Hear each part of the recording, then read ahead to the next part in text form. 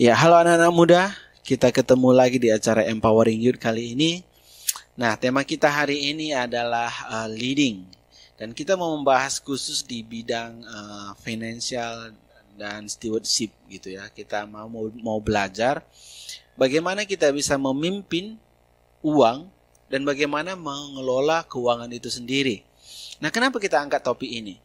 Nah, karena uang itu sekarang sudah sangat erat sama kehidupan manusia. Dalam semua aspek kehidupan kita perlu uang. Ya kan? Uang itu sudah seperti baju yang kita pakai gitu. Gak mungkin kita keluar gak pakai baju. Sama halnya, semua orang yang keluar rumah, pergi ke suatu tempat, pasti bawa uang. Perlu uang. Baik itu dia bawa uang secara cash, kertas, atau uang elektronik, atau di ATM-nya. Tapi kesimpulannya, semuanya orang perlu uang. Nah, bahkan firman Tuhan pun udah wanti-wanti kita bilang karena akar segala kejahatan adalah cinta uang. Maksudnya supaya kita nggak cinta sama uang itu gitu. Supaya kita belajar mengelola keuangan itu. Dan ada juga firman Tuhan, nanti kita buka. Firman Tuhan itu bilang jangan menjadi hamba uang.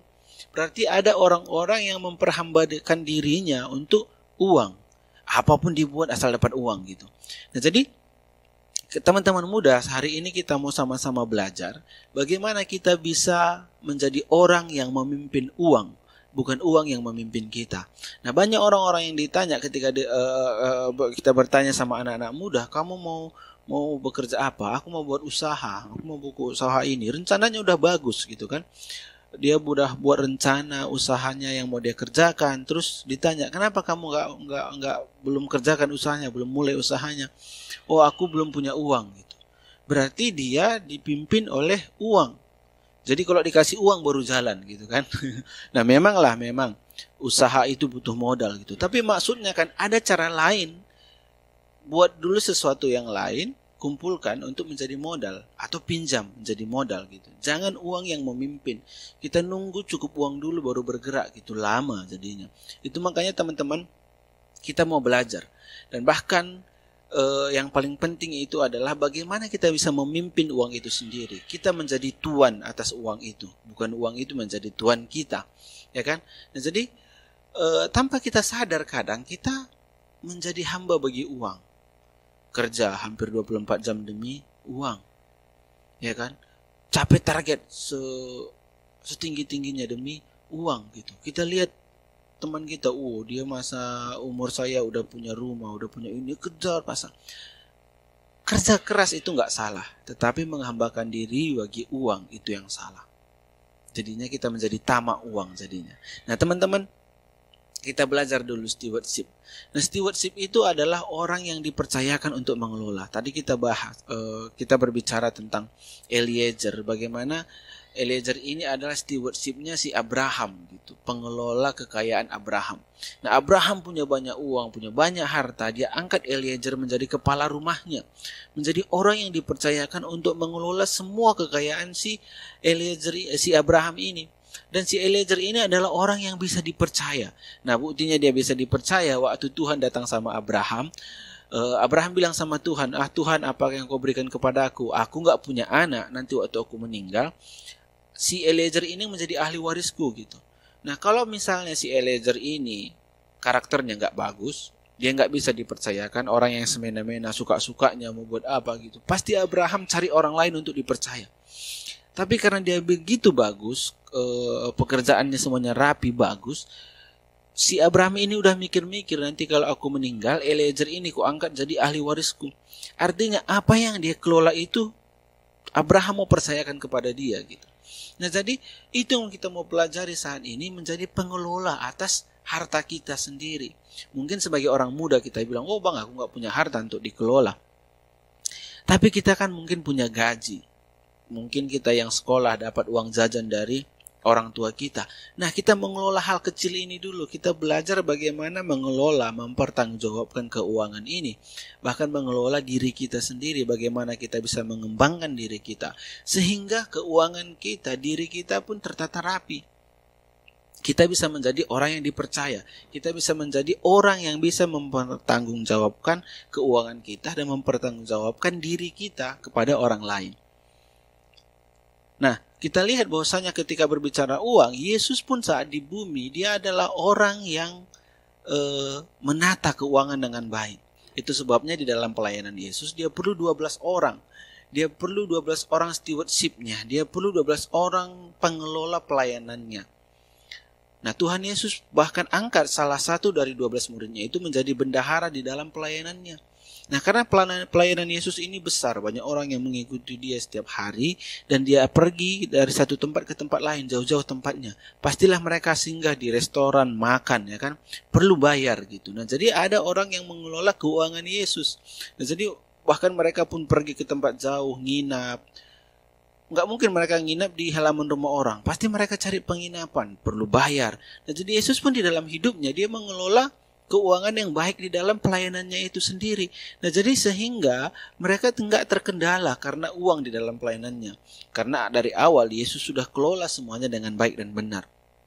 Nah, salah satu contoh lagi ketika Yesus ada di bait suci, bahkan dia pun bayar pajak di sana. Nah, mari kita lihat di dalam firman Tuhan Matius yang ke-17. Matius 17 ayat 7 dibilang seperti ini. Tetapi supaya jangan kita menjadi batu sandungan bagi mereka, pergilah memancing ke danau, dan ikan pertama yang kau pancing, tangkaplah dan bukalah mulutnya, maka engkau akan menemukan mata uang 4 dirham di dalamnya. Ambillah itu dan bayarkanlah kepada mereka, bagiku dan bagimu juga.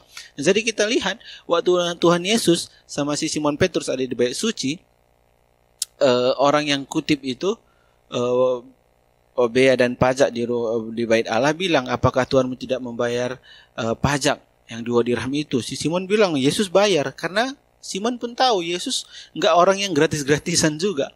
Dia bayar. Yesus ada pengelola uang yang baik dan benar. Nah, mungkin memang pada saat itu karena si bendaharanya nggak bersama dengan mereka, mungkin Yesus kan nggak pegang uang. Jadi Tuhan bilang, sana pancing ikan.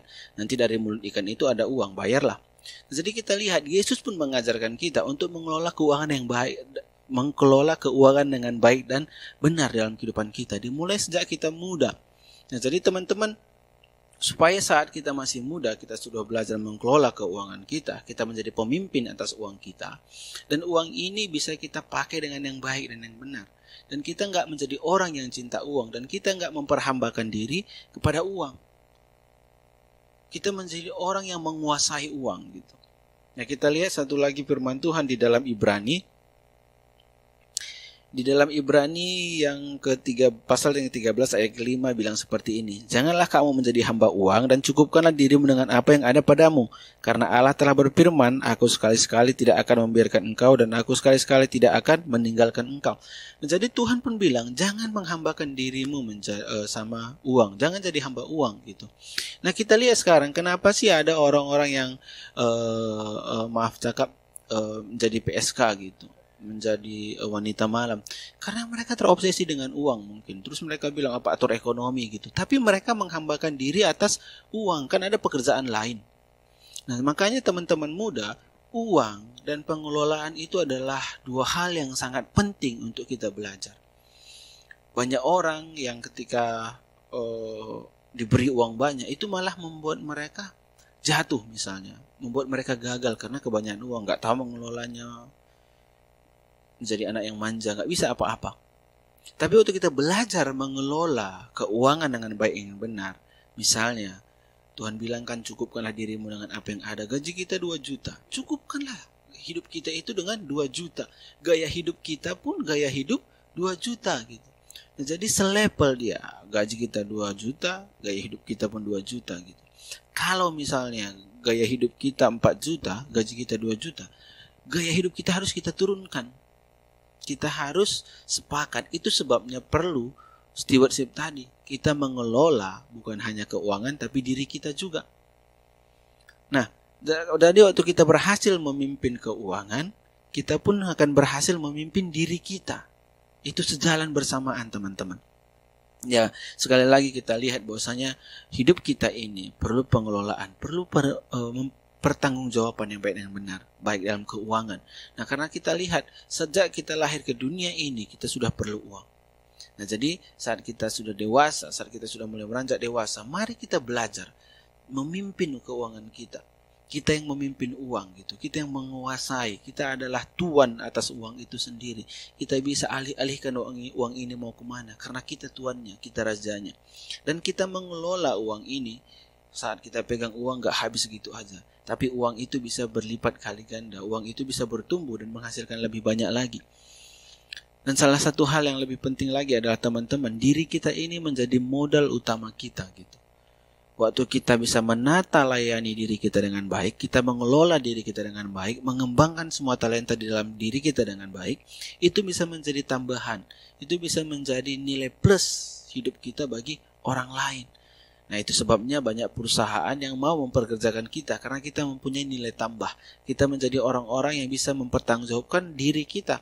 Kita menjadi orang-orang yang mengembangkan kemampuan kita gitu. Bukan berdasarkan besar kecilnya gaji di perusahaan, tapi karena kita mau mengembangkan diri kita bekerja di perusahaan itu misalnya dengan segenap hati kita melakukan apa yang terbaik, itu akan membawa kita kepada promosi yang selanjutnya daripada Tuhan. Dan satu hal yang lebih penting lagi adalah waktu kita memegang uang itu ada di dalam kendali kita. Kita yang mengatur keuangan itu, mencukupkan hidup kita dengan apa yang kita punya. Nah, saya ulangi seperti yang saya sering bilang, bahwasanya saat ini pertanyaannya bukan lagi seberapa besar gaji kita tiap bulan, tetapi bagaimana kita mengelola gaji kita yang setiap bulan itu. Nah, tergantung saudara yang misalnya gaji kita 2 juta, bagaimana kita mengelola 2 juta, mencukupkan hidup kita dengan 2 juta. Yang gajinya 10 juta, bagaimana dia mengelola keuangannya yang 10 juta itu. Nah, jadi tinggal cara pengelolaannya. Kita nggak perlu menyesali lagi, oh gajiku kecil, oh nggak cukup gitu. Pengelolaannya, stewardship-nya, bagaimana kita mencukupkannya. Dan firman Tuhan pun bilang, cukupkanlah dirimu dengan apa yang kamu punya. Dan jangan jangan menjadi hamba uang. Dan di bagian B-nya tadi di Ibrani itu bilang, aku sekali-sekali tidak akan membiarkan engkau, dan aku sekali-sekali tidak akan meninggalkan engkau. Nah, jadi di dalam kita mengatur keuangan kita pun diberikan hikmat oleh Tuhan, karena Tuhan bersama dengan kita, karena Tuhan tidak meninggalkan kita. Nah, jadi teman-teman semua, mari kita sama-sama belajar mengelola keuangan kita. Kita yang memimpin uang, bukan uang yang memimpin kita. Dan belajarlah menjadi orang-orang yang pengelola yang baik.